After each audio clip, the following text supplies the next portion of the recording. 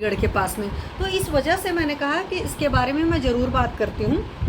तो यहाँ पर जो है मज्जागत ज्वर की चिकित्सा में क्या है, हिक्का श्वासस तथा कासश्च तम अतिदर्शनम।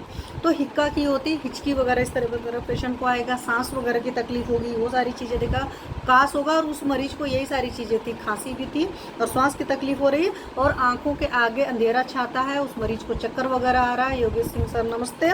मर्म छेदो, मर्म के जो वाइटल पार्ट्स वगैरह है वहाँ पर काटने से पीड़ा महसूस होती है और बाहर से बदन क्या रहेगा, गर्म सा लगेगा पर अंदर ठंडा रहेगा, सॉरी बाहर से ठंडा रहेगा। भाई सत्यम अंदर जलन महसूस होती रहेगी। जब आप थर्मामीटर में देखेंगे तो टेम्परेचर नहीं आएगा।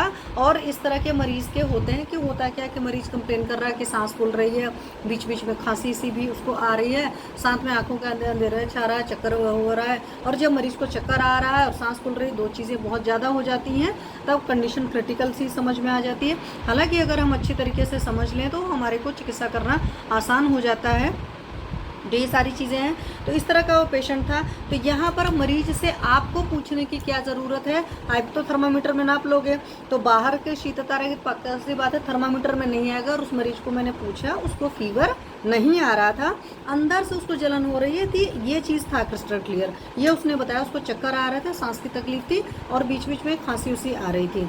अब यहीं पर मैं क्यों और बात करूँगी, उस मरीज़ की जो मतलब प्रीवियस हिस्ट्री थी उसमें दो तीन चीज़ें बहुत अच्छे से थी। एक तो उसको साल भर से 2 साल से ऐसा हो रहा था कि बॉडी एक वगैरह होता था। तो एक हमारा एक बढ़िया सा तरीका है कि चलो हम ले लेते हैं, क्या है, पीसीएम।